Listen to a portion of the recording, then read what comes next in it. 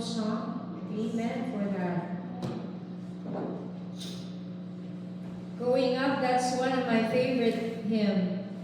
Raise your hand if you love that song. Living for Jesus, right? As long as we live for Jesus. Amen? Amen. One mission and one Lord and one Spirit. And we have read Matthew 20, verses 16 to 20. Good morning again, Harlem United Methodist Church. Good morning. Our gospel lesson this morning comes from this beautiful verse, and which sometimes I call it the Great Commission. This passage takes place after the resurrection of Jesus Christ. Jesus had already suffered on the cross, died, and rose again. He had overcome sin and death through the power of the resurrection. For 40 days after rising from the grave, Jesus stayed with his disciples. He appeared to them many times, teaching them, strengthening them, and comforting them, and preparing them for the mission ahead. But even after witnessing the resurrection, the disciples were still struggling emotionally and spiritually. They were still carrying fear, uncertainty, confusion, and doubt. Matthew tells us that the 11 disciples went to Galilee, to the mountain where Jesus directed them to go. And mountains in Scripture are often sacred places where people encountered God. Moses encountered God on a mountain, and Elijah encountered God on a mountain as well.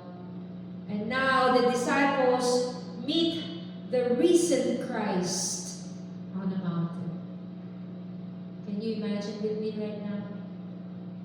So beautiful. Then Matthew says something very honest and human. When they saw him, they worshipped him, but they doubted.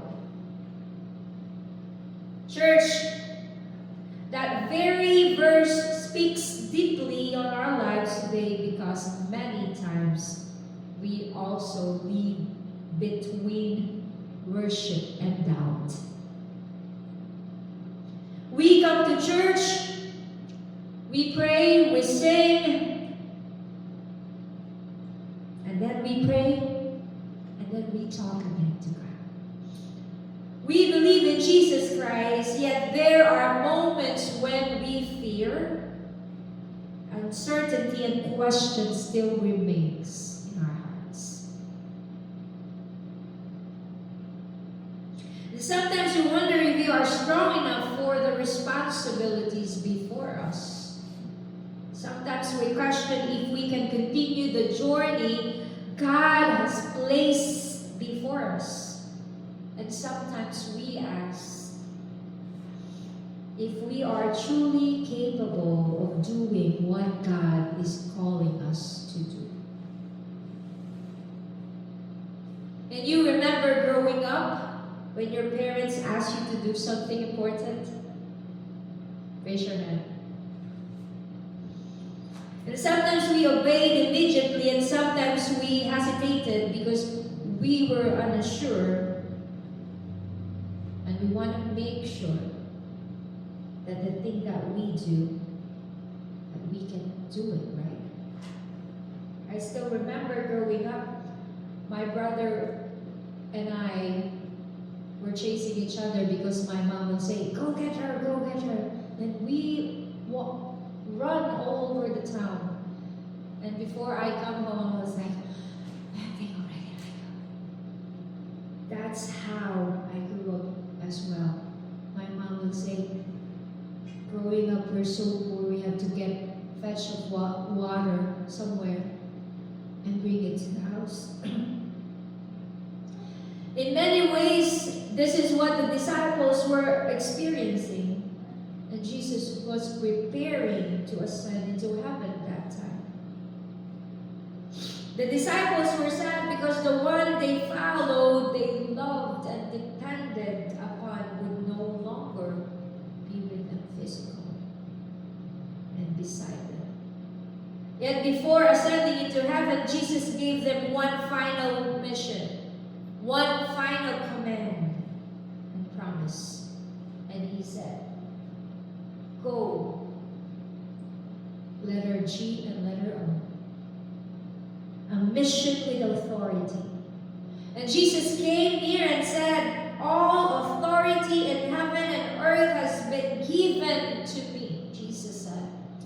Before Jesus commanded the disciples to go, he first reminded them who he is. And Jesus speaks with authority, a divine authority. He is the risen Christ who defeated sin and death. He is our Lord over heaven and earth. And Jesus says those simple yet powerful words. Go therefore. Only 2 letters.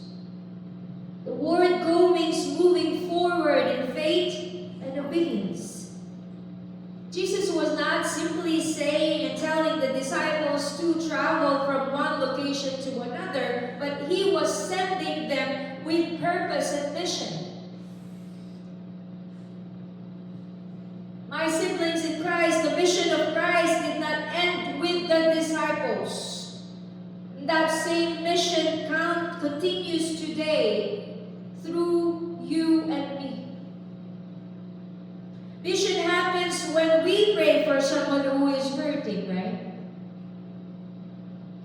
Mission happens when we forgive someone who have wounded us.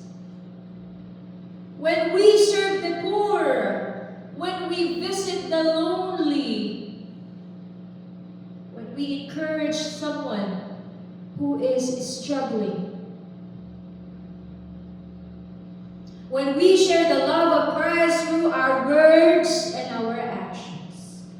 Jesus calls us to go beyond fear and become witnesses of His love and His grace.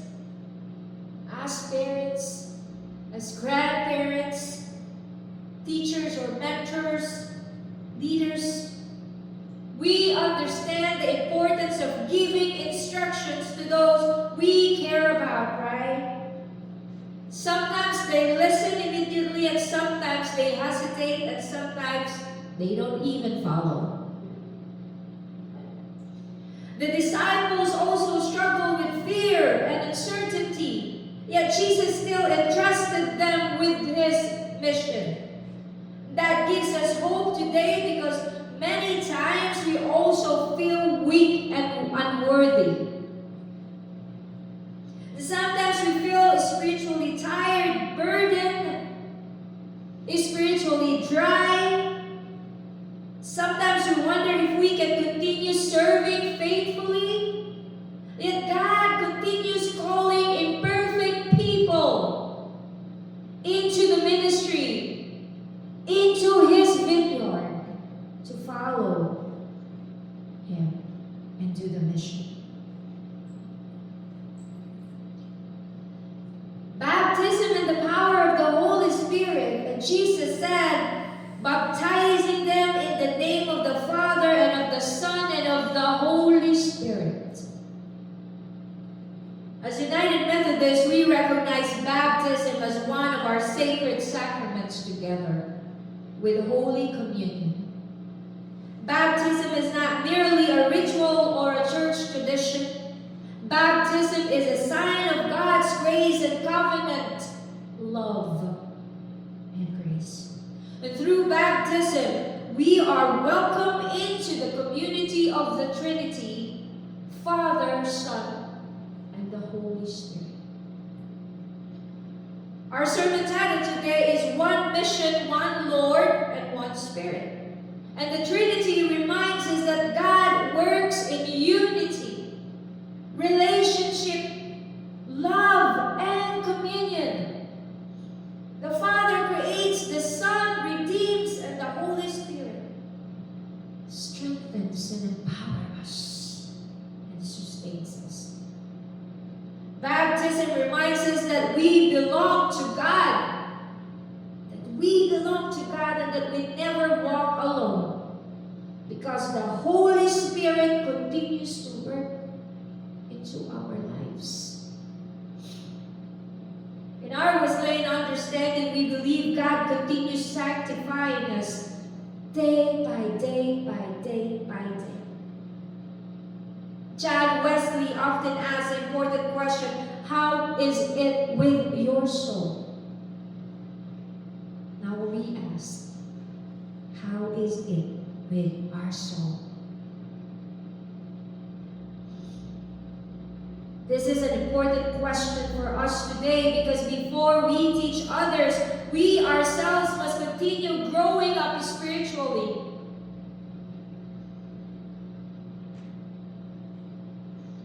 Jesus said, teaching them to obey,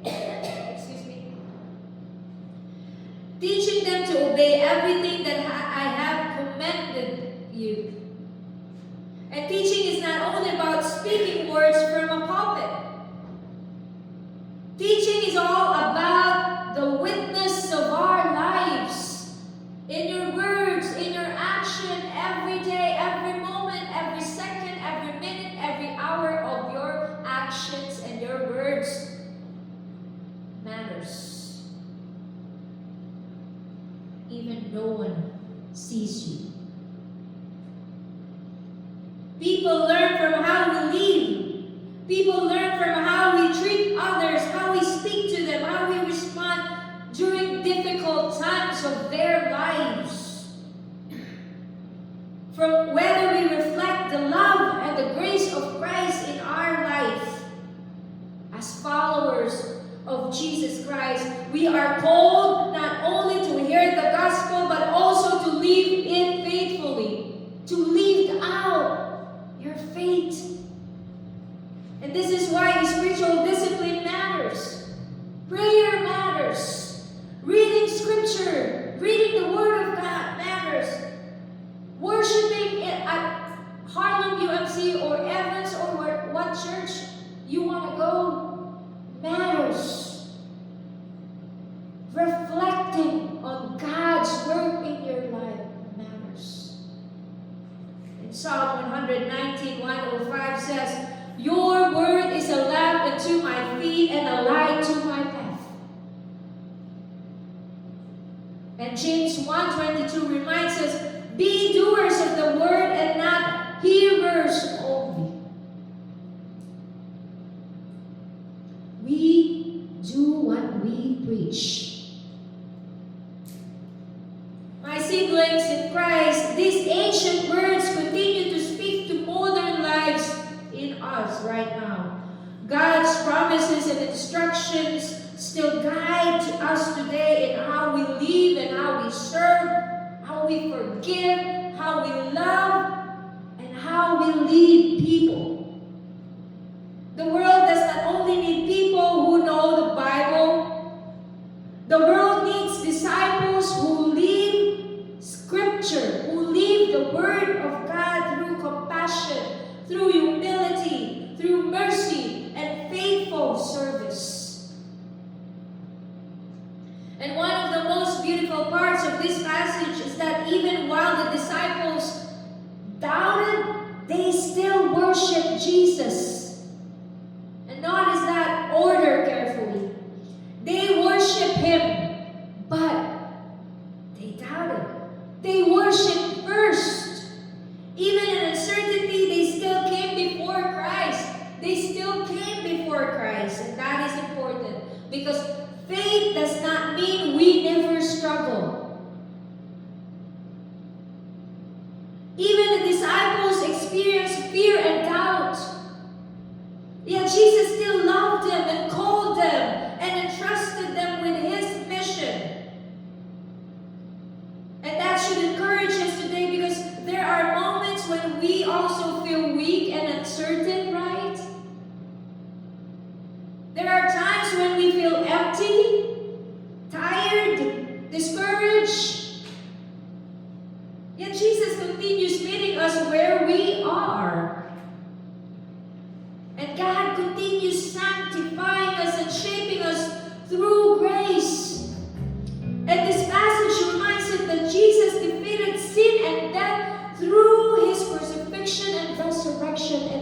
He is alive and still with us. And the cross was not defeated. The resurrection declared victory, and that is why we are more than victorious. Jesus suffered for humanity. He was mocked. He was rejected. He was beaten and crucified for the sins of the world. Imagine that. Yet even while hanging on the cross, Jesus spoke words of mercy and He said, "Father, forgive them, for they do not know what they are doing." That is grace. He prayed for us. Through His blood we are cleansed. Through His resurrection we are given hope. And through His victory we are offered abundant life and salvation. Because we believe in the risen Christ, we now carry the responsibility of sharing the good news with the world. Sharing the good news. We are called to witness, to teach, and to proclaim that forgiveness is possible. Grace is real and true, and hope still lives in Jesus Christ. And what is His promise? You know the promise, right? I am with you always. Then Jesus concludes with one of the most comforting promises.